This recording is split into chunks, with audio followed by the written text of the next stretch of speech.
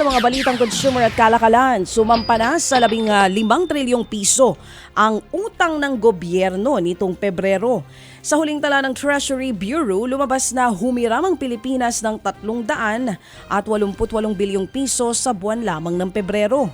Mas mataas ang balanse ng gobyerno ng higit 2% kumpara sa 14.79 trillion pesos noong Enero. Halos 70% ng utang na yan ay hiniram ng domestic sources, habang ang natitirang bahagi ay inutang naman sa labas ng bansa. Maghihigpit naman po ang Agriculture Department pagdating sa mga nag-aangkat ng isdang inilaan para lamang sa malalaking industriya. Kasunod yan ang mga ulat na napapadpad sa mga wet market o palengke ang mga angkat na galunggong, bonita at mackerel.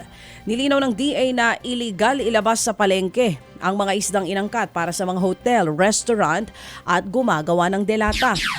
Ayon sa DA, hindi naman nila parurusahan ang mga nagtitinda nito sa palengke. Ang hahabulin umano nila ang mga fish importer na responsableng sa pagpupuslit ng angkat na isda sa mga wet market. Nauna nang sinuspinde ng DA ang paglabas ng import clearances para sa galunggong, bonita at mackerel. Kasabay po niyan, tiniyak naman ng DA na mananatiling stable ang presyo ng isda dahil simula na nga ng fishing season.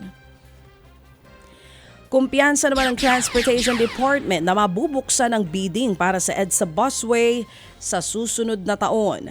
Target kasi ng DOTR na maisapribado ang busway sa pamamagitan ng solicited bidding gaya ng ginawa sa NAIA.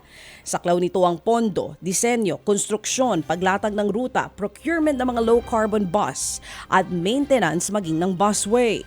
Sabi ng DOTR, kailangan na lang isapinal ang feasibility study sa bus system sa mga susunod na buwan. Meron namang 1 linggong libreng sakay ang MRT-3 para sa mga veterano. Ayon sa pamunuan ng MRT-3, tatakbo ito mula April 5 hanggang April 11. Bahagi yan ng paggunita ng Araw ng Kagitingan at Philippine Veterans Week. Kailangan lang ipakita ang kanilang ID mula sa Philippine Veterans Affairs para makasakay ng libre. Ted Filon at DJ Chacha ngayon nasa Radyo 5 92.3 News FM Monday to Friday 6 to 10 a.m.